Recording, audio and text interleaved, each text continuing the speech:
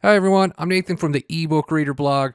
For this video, we're going to do a full review of the new Kindle for 2024, talk about what's new, and then I'm also going to walk through all the main software features, explain how everything works if you're new to Kindles.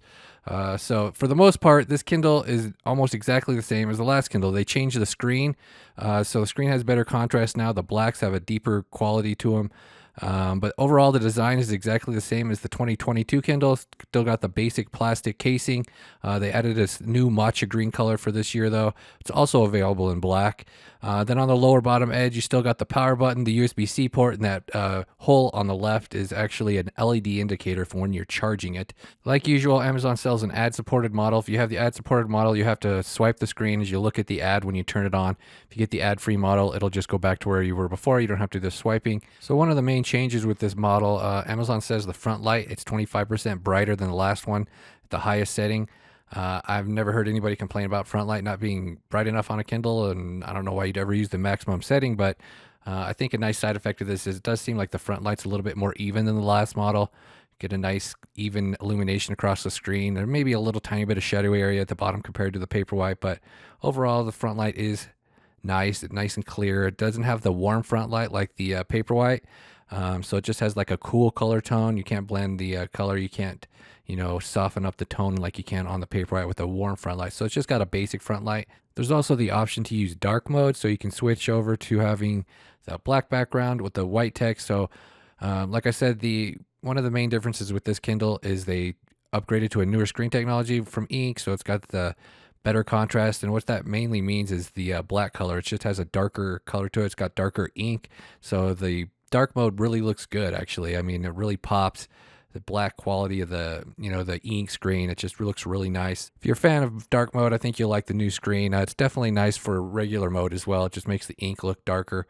Makes it pop a little bit more. I got a comparison with the older Kindle, the 2022 model, at the end of this video, and I'll also be posting a separate comparison of that as well. But if you wanted to see a quick comparison, I'll have that at the end of this as well. But let's go ahead and load up an ebook, talk about some of the features now. As far as page turn speed, all that stuff is pretty much the same as the last model. Really, the only difference is the newer screen with the darker blacks, and then the front light with the brighter light. Pretty much all the other features are exactly the same. The overall design is exactly the same, other than they got the new green color. But I mean, it's pretty much the exact same as the 11th gen Kindle before. In fact, they also call this an 11th gen Kindle, which is unusual. They don't usually release a new model and consider it 11th gen. I mean, the previous gen. So yeah, really only changed a couple of details, but I think it's definitely worth the upgrade, just having the nicer screen. So you got the usual Kindle features. If you hold down on a word, it'll pop up the dictionary window. You can also change dictionaries if you want, so you can actually get different dictionaries from Amazon.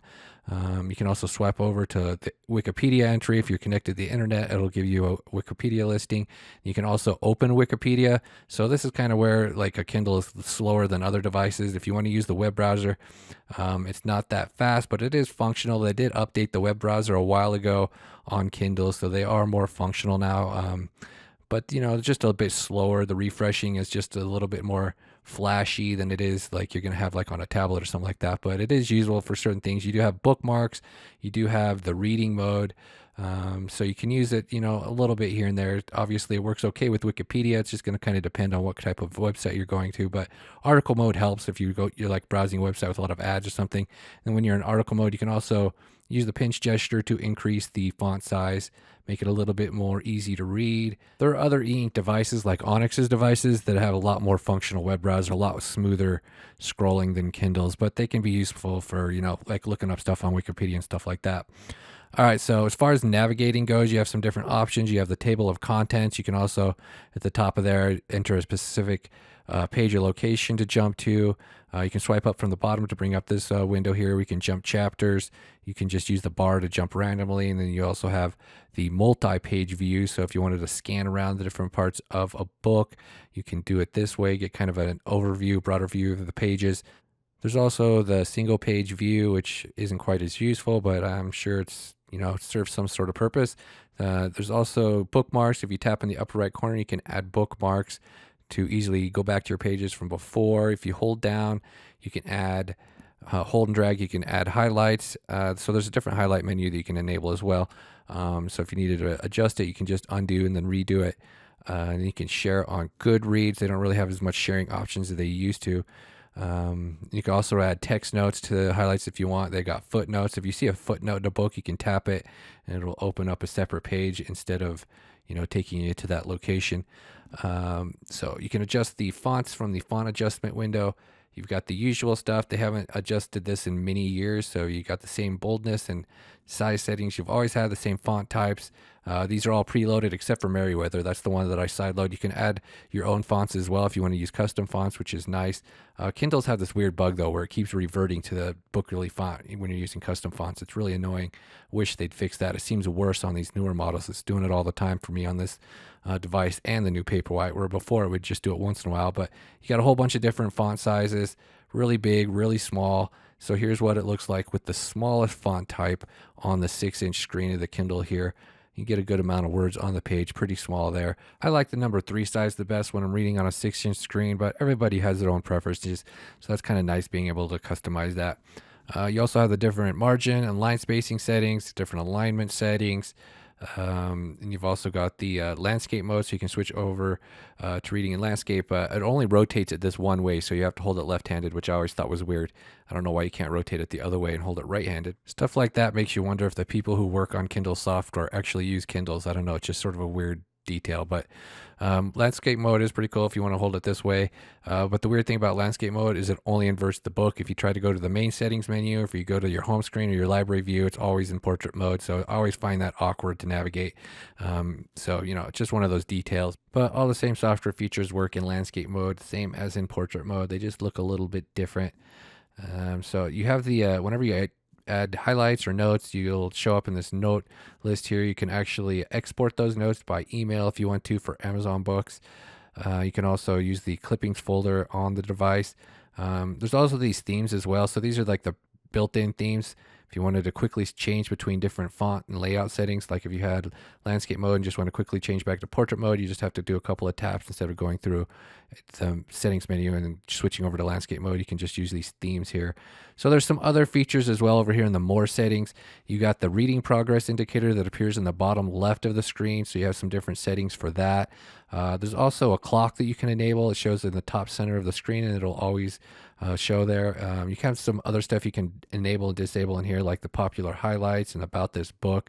There's also this word-wise feature that you can use. It's available for Amazon's books, most of them anyway. So like if you're reading a different language or something, or you're a kid, I guess, you could enable word-wise, and it gives you like hints above more difficult words, and you can control how many hints are shown, basically like, the difficulty level. And it works with different font sizes as well. So that's kind of a unique feature. I've never seen any other e-reader have a feature like that. It's one of the Kindle features. So down here in the left, like I was saying, you have your reading progress indicator. If you just tap it, you can cycle through the different options as well. You want to see how long you have left in the book or how long you have left in the chapter. Another thing with the dictionary I didn't show before, and actually I forgot about it, is if you hit this option over here, you can actually open the dictionary as like a separate book within your book. And then you can navigate it like a book. And then you can, increase the font size as well. So like that window, it has a fixed font size. It's kind of small, but if you open up the full dictionary, you can use the larger font sizes if you want.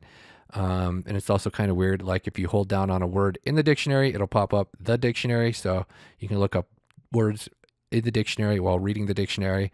Kind of a different thing there. And then you exit back out of it and you're right back at your book. So, some of the different features on here. And you've also got X-ray.